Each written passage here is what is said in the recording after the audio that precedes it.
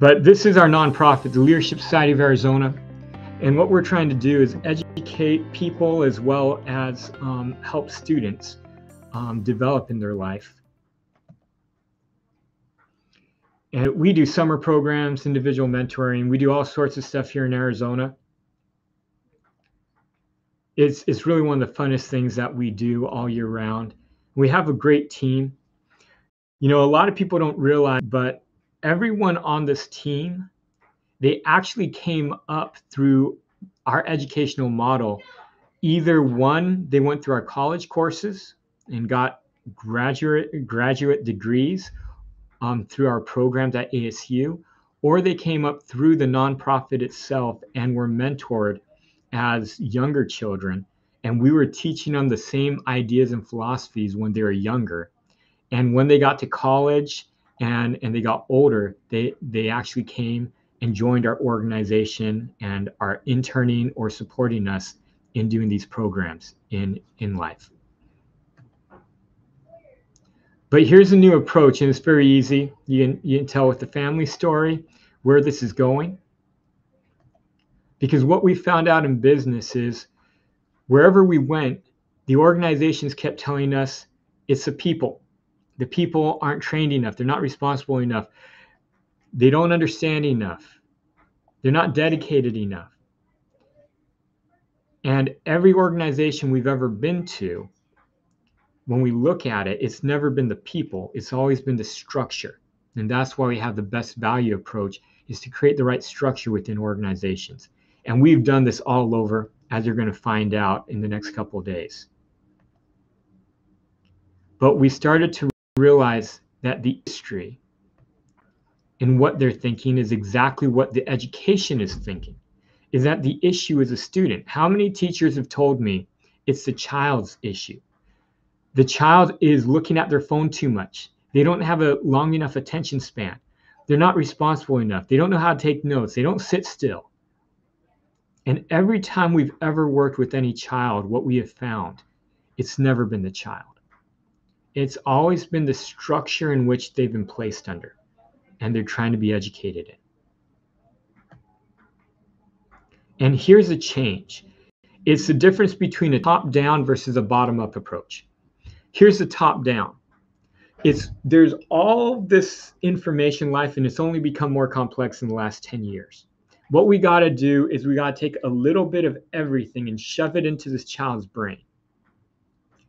Now, what they didn't realize is even all of the development that they have, they kept the paradigm top down, meaning trying to shove the most amount of information into this child's brain, thinking that if you do this for 12 to 16 to 20 plus years, they're going to get out of school and know exactly how to add value and what to do in life. So the STEM programs, the Khan Academy, all of these things, even utilizing technology, it still has the same purpose, is utilize the technology to shove even more information into this child's head, to have the child be able to do more at a younger age. They didn't realize that this does two things to people.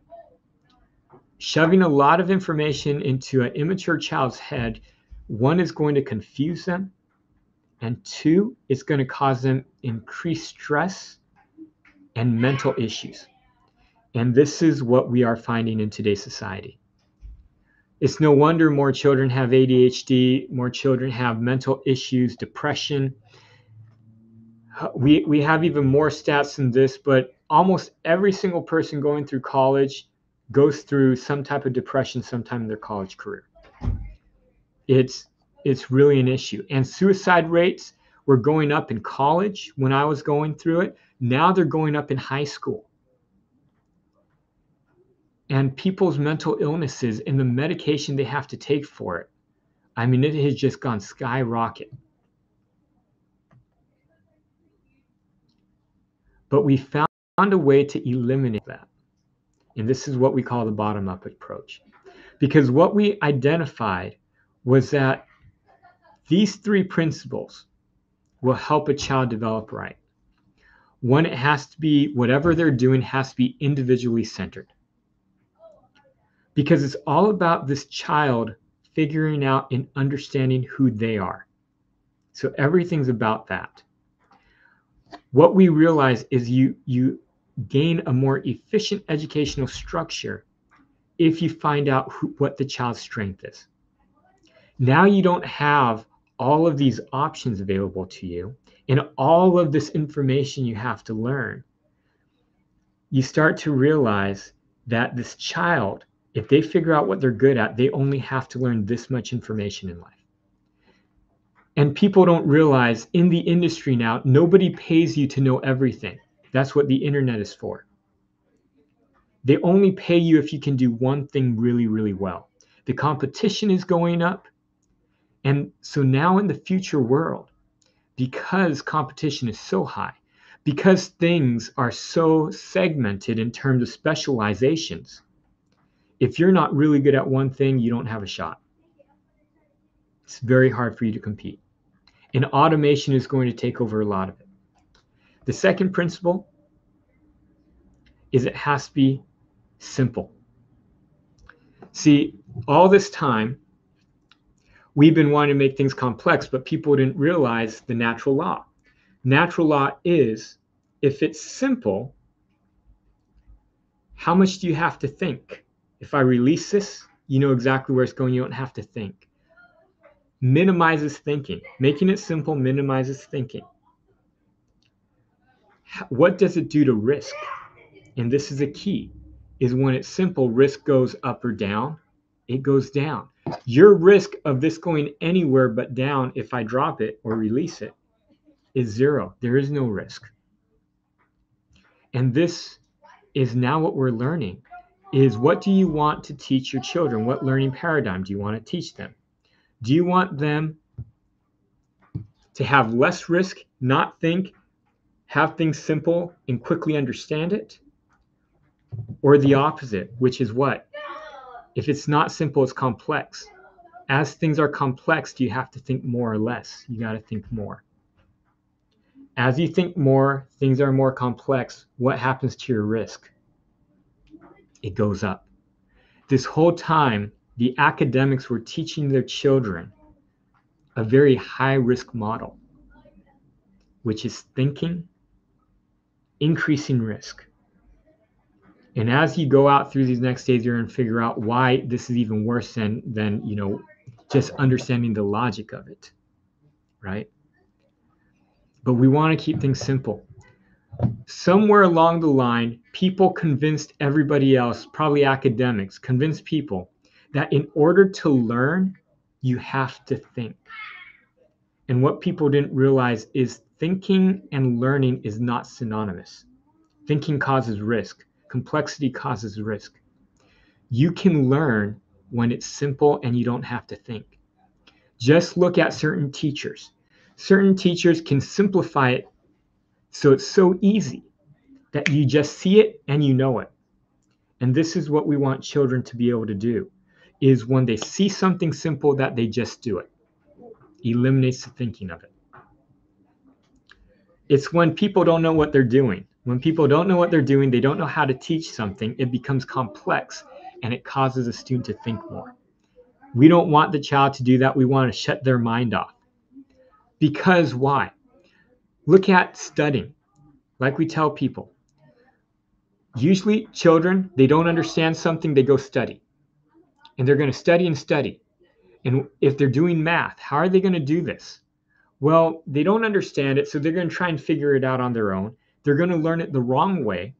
It's going to take a lot of time. They're not going to be consistently getting the right answer. And so what are they going to do when they get to the test? They're not going to have enough time because it takes too long. And half the time they're going to get the problem wrong. So what do we tell children to do? If you don't understand it, it's not simple, shut your book. Don't do anything. Don't think. Go find an expert, someone who knows, who can make it simple. They're going to teach it to you the right way. So you're going to get the answer right all the time. It's going to take so little time because the right way is very quick. And when you get to the test, you're going to ace it. This is why simplicity has to be in the structure of it. And the last is it has to be action focused. Because the only way people can actually change is or learn is to change. If they do the same thing over and over again, they're never going to get a different result. Change is required to truly be able to learn, or as you learn, you will change. And so we have to focus on getting the child to do something, anything, right? People don't realize that change or learning to change or develop, it's a skill. The more you do it, the quicker it becomes. Hence, when you're young, you might not be the best at it. It's going to take you a little time to figure out how to actually ramp that up and learn how to quickly move. The other thing people don't realize is because change is a skill, it doesn't matter where you learn it. You can apply it across the board. So in our case, if a child wants to become the best video game player in the world, we don't care.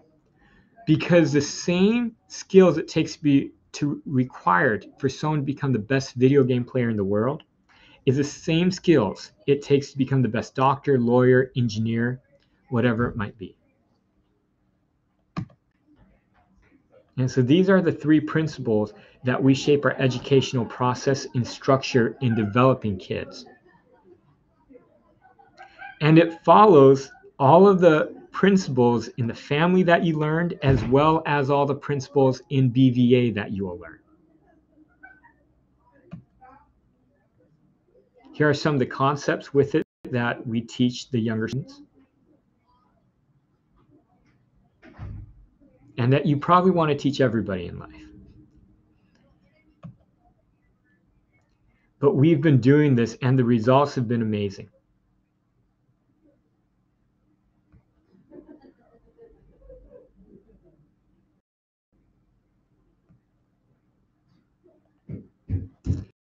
This is an example of a child who actually came into our success coaching or our mentoring program.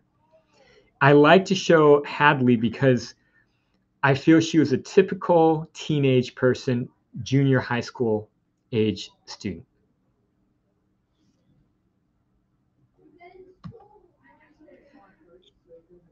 And Dr. Joe was actually her coach, but what ends up happening is all of these changes that Hadley made, Joe didn't tell her what to do.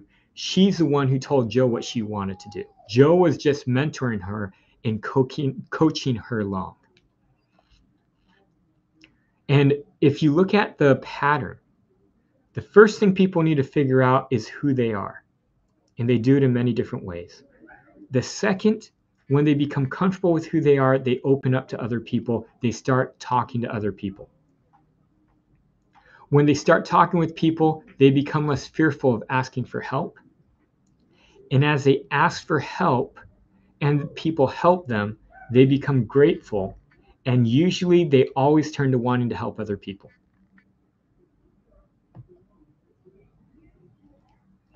Hadley is still in connection with us, still going through, Joe's still her mentor. She's in college now. She's been very successful. But this is after just 1 year of the program, the change we saw in Hadley.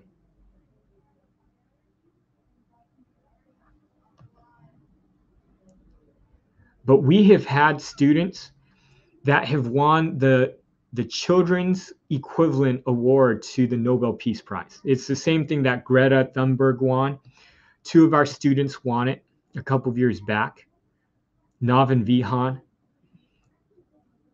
And we've had students just do incredible things. Although all of them are a little bit different, their accomplishments were a little bit different in what they did.